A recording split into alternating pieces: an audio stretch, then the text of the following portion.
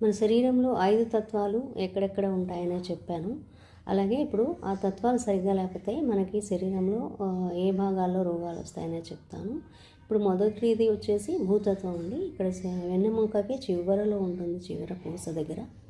ఇది భూతత్వానికి సంబంధించింది. ఇది సమానంగా లేకపోతే ఈ తత్వము కింద ఉన్న పార్ట్స్ అన్నీ మీకు తెలుసు కదా, కాళ్ళు నొప్పులు, తొడల నొప్పులు, ఇలా ఎముకల నొప్పులు, బాడీ పెయిన్స్ వస్తూ ఉంటాయి. అయితే జలతత్వం రెండవది. ఇది భూతత్వానికి అంటే మూలాధార చక్రానికి పైన ఉంటుంది, స్వాదిష్టాన చక్రం. ఇది జలతత్వానికి సంబంధించింది. ఇది సమానంగా లేకపోతే మనకి కడుపులో నొప్పి అనేది వస్తూ ఉంటాయి. అలాగే కిడ్నీ ప్రాబ్లమ్స్, వాటర్ సరిగా లేకపోతే మనకి శరీరం ఎండిపోవటము, ఇట్లాంటివన్నీ వస్తూ ఉంటాయి. అలాగే పైన ఉన్నది వచ్చేసరికి మణిపూరక చక్రం, అగ్నితత్వానికి సంబంధించిందండి. ఇది సమానంగా లేకపోతే మనకి గ్యాస్ట్రిక్ ప్రాబ్లమ్స్, అల్సర్స్ అనేవి వస్తూ ఉంటాయి.